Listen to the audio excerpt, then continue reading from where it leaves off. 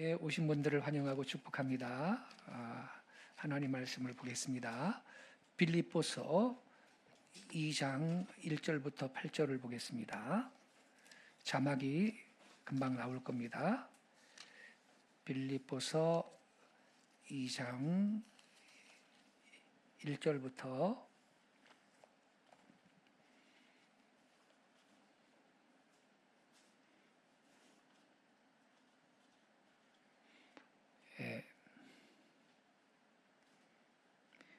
5절부터 8절까지만 보겠습니다. 제가 먼저 5절을 읽겠습니다. 8절까지 교독하겠습니다. 너희 안에 이 마음을 품으라. 곧 그리스도 예수의 마음이니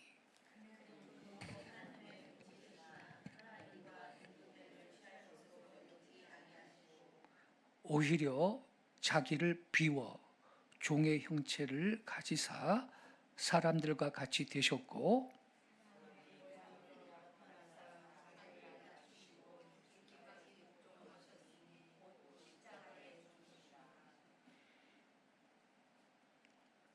아멘. 여기까지 보겠습니다. 여러분, 여기 5절에 보면요, 너희 안에 이 마음을 품으라. 곧 그리스도 예수의 마음이다. 이런 말씀이 나옵니다. 아마도요, 이 구절이 우리 기독교 신자들이 지향하는 생애 목표를 가장 짧게 한마디로 표현한 말씀이라고 봅니다. 우리가 기독교 신자들이 예수님을 닮는 것이 목표 아닙니까? 예수님을 닮으려면 예수님의 마음을 품어야 되겠죠. 그럼 예수님의 마음은 어떤 마음이에요? 6절에 보니까요, 그는 근본 하나님의 본체시나 하나님과 동등됨을 취할 것으로 여기지 아니하시고 오히려 자기를 비워 종의 형체를 가지고 사람들과 같이 되셨고 사랑의 모양으로 나타나사 자기를 낮추시고 죽기까지 복종하셨으니 십자가에 죽으심이라. 우선적으로 여러분 6절에 보니까 그는 근본 하나님의 본체이시지만 하나님과 동급으로, 예수님은 하나님과 동급이에요. 아멘이시죠? 예수님은 피조물이 아닙니다. 예. 근데 그 예수님이 하나님과 동급, 동등됨을 취할 것으로 여기지 않고 자기를 비워 종의 형체를 갖고 사람의 모습으로 이 세상에 오셔가지고 우리 인류를 구원하기 위해서 십자가에 죽으셨다는 거예요. 그게 아버지 하나님의 뜻이었기 때문에. 그러니까 여러분, 예수님의 마음은 어떤 마음이에요? 겸손이에요, 겸손. 자기를 비우는 거예요. 예, 자기를 아주 바닥까지 낮추는 거예요. 이게 예수님의 마음이죠. 예수님의 마음은 겸비함이에요. 근데 있죠, 마귀의 마음은 어떤 마음인지 비교를 해봅시다. 마귀의 마음은요, 우리가 지난 금요일에 나눴습니다만 마귀의 마음은 어떤 마음이냐, 제가 읽어드릴게요. 이 이사야 14장 12절 이하에 이렇게 써 있어요. 너 아침의 아들 계명성이요. 이게 사탄이거든요. 계명성이. 너 아침의 아들 계명성이요. 어찌 그리 하늘에서 떨어졌으며 너 열국을 엎은 자여 어찌 그리 땅에 지켰는고. 13절. 내가 내 마음에 이르기를 내가 하늘에 올라 하나님의 뭇별 위에 내 자리를 높이리라. 하나님의 뭇별 위에 자기 자리를 높이겠다는 겁니다. 이 마귀가요. 그리고 14절에 보면요, 지금 읽은 여러분 예수님은요, 근본이 하나님의 본체이시지만 하나님과 동급으로 동등됨을 취할 걸 여기지 않았다 그랬는데 이거랑 정반대요. 마귀는요, 여기 그 이사야 14장 14절에 보면요, 이렇게 말해요. 마귀가 가장 높은 구름에 올라가 지극히 높은 이와 같아지리라 하는도다. 가장 높은 구름에 올라가 지극히 높은 이가 누구예요? 하나님이에요. 하나님. 하나님하고 나는 같아지겠다. 이게 마귀예요. 이게 원래는 루시퍼라는 이 루시엘이라는 이 천사장 중에 하나였거든요. 그런데 교만해가지고 말이에요. 나는 하나님과 같아지겠다. 지극히 높은 이와 같아지겠다.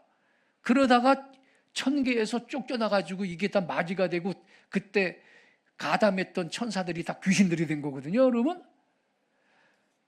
예수님하고 정반대. 예수님은요, 근본이 하나님의 본체이시지만은 하나님과 동등됨을 취할 걸 여기지 않았다. 그러니까 여러분, 교만이라는 것은요, 마귀하고 바로 연결되는 거예요. 교만은요, 이게 마귀의 마음을 품는 거예요. 마귀의 마음. 교만의 원조가 누구예요? 사탄 마귀예요. 네. 그러니까 너희 안에 이 마음을 품으라 곧 그리스도 예수의 마음이다 그랬는데 예수님의 마음은 어떤 것이냐? 겸손함이에요. 하나님과 동급이신 분인데 성부 하나님께서 저 죄로 말미암아 죽을 인류를 구원하려면 누군가 대속의 제물이 되어 죽어야 한다. 그런데 다 죄인인데 대속의 제물이 될 자격이 아무도 없다. 아들아, 네가 가야 된다. 네. 그리고 순종하고 우리 예수님이 사람의 모습으로 이 땅에 오셔가지고 죽기까지 복종하셨지 않습니까? 이것이 예수님의 마음입니다. 할렐루야. 그러니까 예수님의 마음은 겸손함이고요. 원수 마귀의 마음은 뭐냐? 그게 교만입니다. 교만. 예. 아주 완전하게 차이가 나는 것입니다, 여러분. 여기 7절에 보면 오히려 자기를 비워 종의 형체를 가지사 사람들과 같이 되셨고 이렇게 써 있는데 이게 여러분 다른 번역 성경에 보면요. 자기를 포기했다 이런 의미예요. 자기를 포기했다. 그래요, 여러분. 예수님은요. 하나님과 동급인 자기의 그 영광된 그 자리를 포기했는데 이 사탄 마귀는요. 내가 하늘에 올라가서 하나님의 무별 위에 내 자리를 높이리라. 예수님은 하나님과 동급인 자기의 그 영광의 자리를 예수님은 포기했는데 그리고 예수님은 체면도 포기하고 정치적인 기회도 포기하고 사람들의 따를 때 그 인기도 다 포기하고 싸움도 포기하고 생명조차 우리를 구하시기 위해서 포기하셨던 분이 예수님이십니다. 바로 그것이 우리 예수님의 십자가로 표현된 주님의 정신이었습니다. 그래 여러분, 우리는요 너희 안에 이 마음을 품으라 곧 그리스도 예수의 마음이다 그랬는데 그게 어떤 마음이냐? 우리도 때로는요 하나님 영광을 위해서 나를 포기할 수 있기를 바랍니다. 예. 주님 때문에, 예수님 때문에 예수님이 그렇게 사셨잖아요. 주님 때문에, 주님의 영광을 위해서 나를 포기하는 거죠. 그것이 예수님의 마음인 것입니다. 그래서 기독교 신자들은요, 어떤 때는요, 다 드러내고 다 그 말하고 싶은 것도 어떤 땐 그냥 하나님 영광을 위해서 죽을 때까지 그냥 다 감춰놓고 숨기고 그렇게 천국 가는 경우도 많이 있습니다. 여러분, 예수님은 자기 자신을 한없이 낮추신 분입니다. 겸손의 귀감이라고 할 수가 있겠고, 사탄 마귀는 교만의 롤 모델이라고 할 수가 있겠습니다. 예수님은 하늘 보좌에서 땅의 말 구유까지 자기를 낮추었고, 그분의 요람은 말 밥통이었습니다. 우리 가운데 누가 그런데 태어나서 누운 사람이 있습니까? 그분은 하나님의 위치에서 죄인의 자리까지 자기를 낮췄습니다.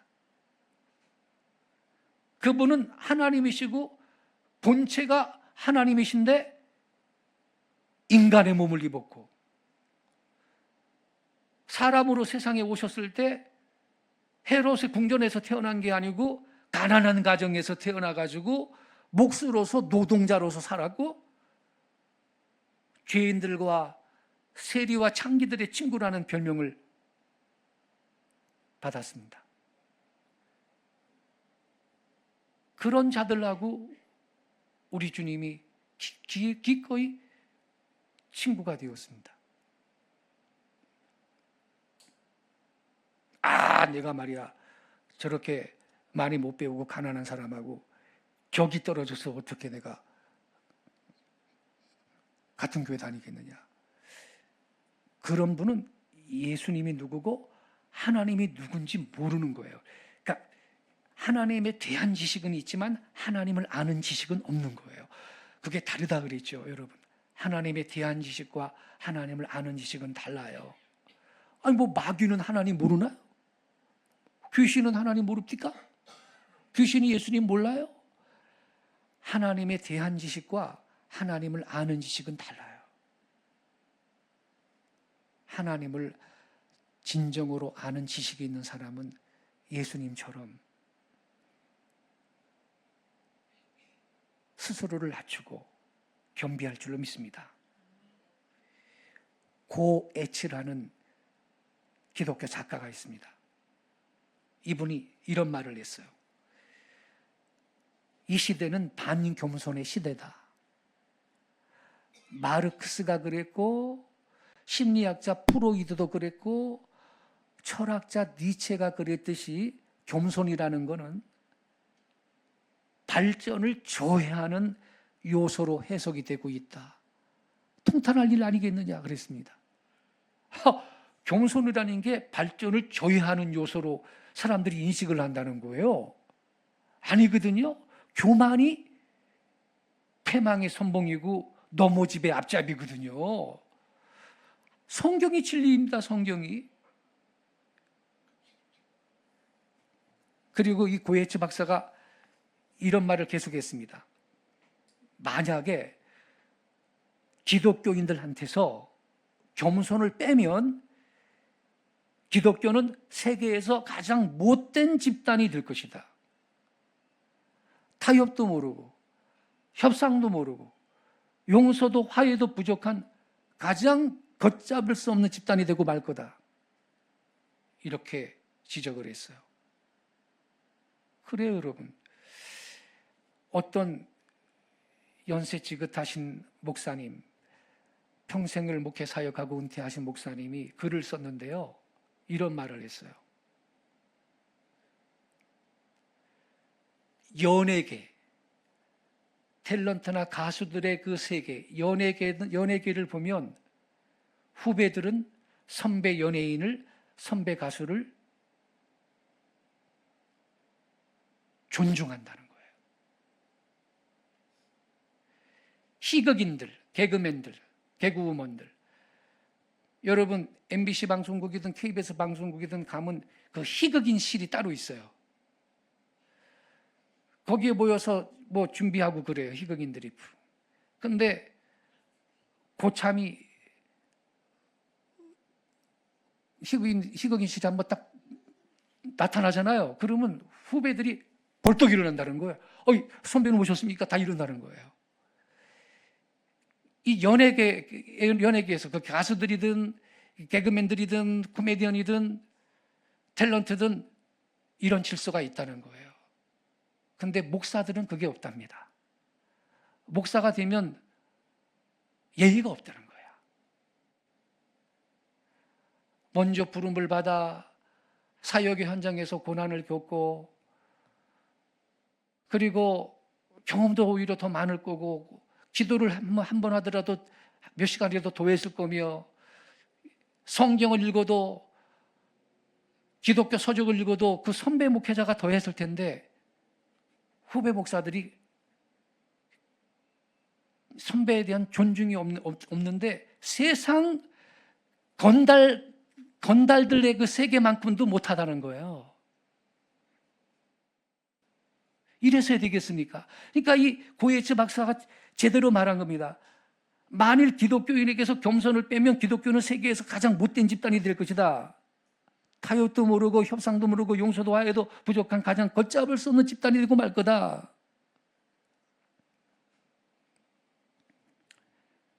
그래서요, 총신대학 교훈이 7가지가 있는데 있죠. 교훈이. 첫째가 뭐냐? 사람이 되라, 이거예요. 두 번째가 전도자가 되라. 세 번째가 목회자가 되라. 네 번째가 학자가 되라. 이렇게 쭉 나오는데 첫 번째가 인간이 되라예요. 왜 그런지 아시겠죠, 여러분?